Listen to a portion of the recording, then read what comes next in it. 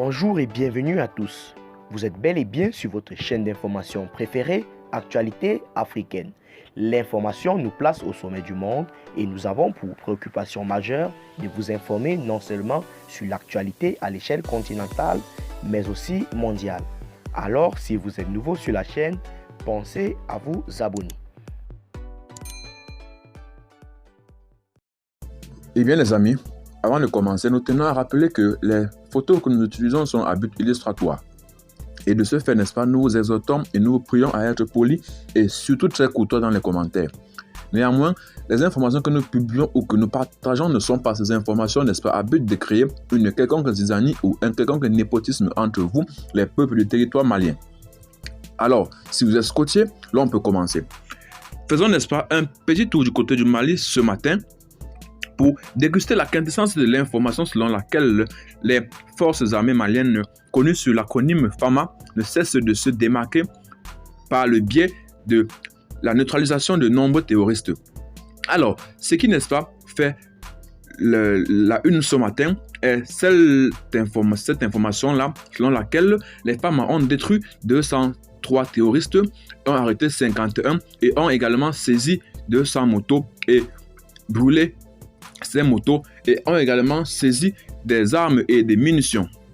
En réalité, après la destruction des bases terroristes sur l'ensemble du territoire malien par nos vaillants soldats en fin de 2021, les groupes terroristes étaient de retour ces derniers temps dans la localité de Ndjéné pour faire pression sur des paisibles populations civiles qui ont collaboré avec l'armée malienne. Suite à ces informations et le cri des cœurs des populations dans la localité, les femmes ont mené une opération dans le cercle de Ndjéné du 23 au 31 mars 2022. Le bilan est très lourd, selon le communiqué numéro 26 de l'état-major des armées.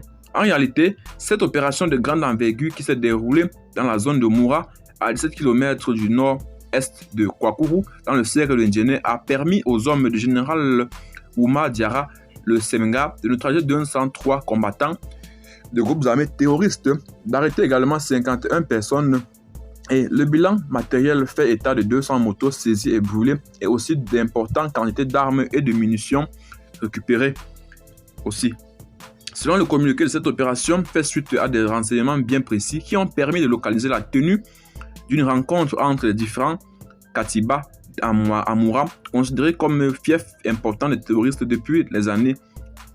Pour mener à bien cette opération antiterroriste avec le plus grand respect des droits de l'homme, l'armée a fait des actions de combinaison aéroterrestre, en l'occurrence des troupes au sol et des troupes aéroportées, notamment les forces spéciales. Cette stratégie gagnante a permis d'obtenir ce bilan positif.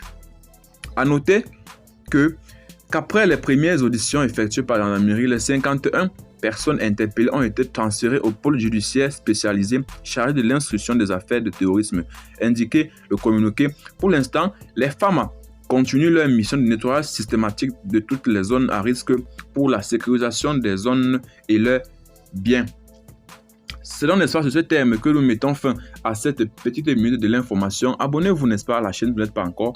Partagez la vidéo si vous l'avez trouvée intéressante et surtout, abonnez-vous pour ne rater aucune de nos prochaines vidéos. Déjà que vous informez à l'échelle continentale, mondiale, voire internationale est notre souci et préoccupation majeure. Bye bye.